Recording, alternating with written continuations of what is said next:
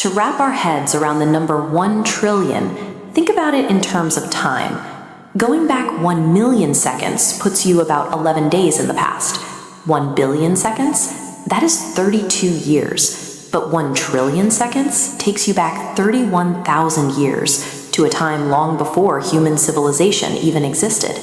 And yet, on the morning of June 12, 2026, it took exactly 1 second of trading during the SpaceX IPO to mint Elon Musk as the world's first trillionaire.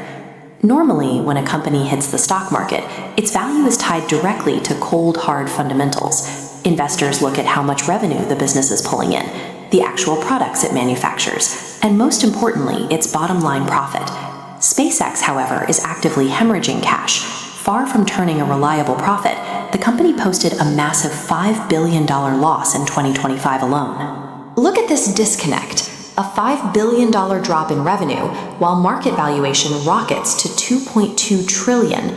Investors are trading on the psychological appeal of a Mars colony, not actual delivery capacity. The valuation depends on selling a future that hasn't arrived. If the math of the business cannot justify a $1 trillion valuation, we have to look at the other major variable in the SpaceX IPO, the political environment that cleared its path. Before the 2024 election, Musk's net worth sat around $270 billion. His $290 million political donation to the Trump campaign functioned strictly as a high-stakes corporate investment aimed at securing a massive regulatory return. The first major return on that investment arrived on Wall Street. Historically, major indexes like the NASDAQ 100 forced unproven companies to wait months or years before listing, allowing their stock prices to settle. But on demand, NASDAQ instituted a fast entry rule, granting SpaceX the ability to bypass the usual scrutiny. Because American retirement accounts and pension funds automatically track the NASDAQ 100, this fast-track rule effectively forced millions of everyday people to invest their life savings into a cash-burning company, whether they wanted to or not. Then came the second favor. By law, brokers are required to keep customer funds in a separate, safe account to protect them if the broker goes bankrupt. Exactly 2 days before the SpaceX IPO, the Securities and Exchange Commission issued a letter formally excusing brokers from this very rule. That single regulatory exemption put $70 billion of retail investor money in immediate danger. Securing Musk's frictionless trillion-dollar launch carried a calculated price: the safety of the retail investors who funded it. The favors quickly expanded far beyond Wall Street. Over at the Federal Communications Commission, a newly appointed chairman rapidly approved requests granting Musk control over roughly 2/3 of all active low Earth orbit satellites, effectively freezing out market rivals. At the same time, domestic regulatory pressure miraculously vanished. The 40 active federal investigations and court cases previously pending against Musk and his companies were quietly dropped one after another immediately following the election. With domestic oversight neutralized, the strategy shifted globally. Official U.S. state visits became high-level sales pitches, weaponizing diplomatic leverage to pry open closed international markets for Musk's private companies. We saw this play out in real time during Indian Prime Minister Narendra Modi's visit to America. After closed-door meetings, 2 major national security conditions that had previously blocked Starlink's entry into India were suddenly removed.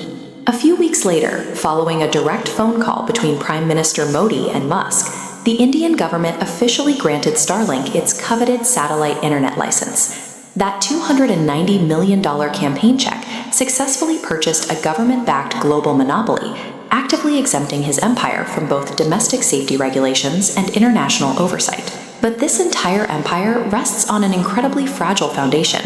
That $1 trillion net worth is largely a paper illusion. Musk himself admits he holds almost zero liquid cash. Virtually all of his wealth is permanently locked up in company stock. To actually use that wealth without paying income or capital gains taxes, the ultra-rich rely on a financial loophole known as buy, borrow, die. This maneuver allows them to fund luxurious lifestyles and massive asset purchases without ever selling a single share. This diagram shows exactly how it works. Instead of taking a traditional salary, billionaires mortgage their inflated stock to banks. The banks, seeing the high share price, issue massive cash loans at incredibly low interest rates. Because the money is classified as debt, not income, it is entirely tax-free. But there is a fatal flaw in the math. This entire loop only survives if the stock price stays artificially high. If the market suddenly wakes up to the financial realities and the share price drops, that collateral evaporates overnight, and those massive bank loans instantly default. We know exactly what props up that inflated stock price: pure political proximity. When Musk and the president had a highly public falling out recently, the market panicked, and Tesla's share price immediately plummeted by 14%. That market reaction exposes the ultimate risk. Is political power shifts in the next election and the administration changes hands, the fast-track rules, the dropped investigations, and the global leverage disappear. Without those favors holding up the hype, that trillion-dollar paper fortune could collapse to less than half its value. The systemic fallout of these schemes shifts from the billionaires to the ordinary taxpayers whose savings were used as the foundation. The public ultimately absorbs the financial shock when these debt structures fail. At the highest levels of the global economy, massive corporate net worth no longer tracks innovation.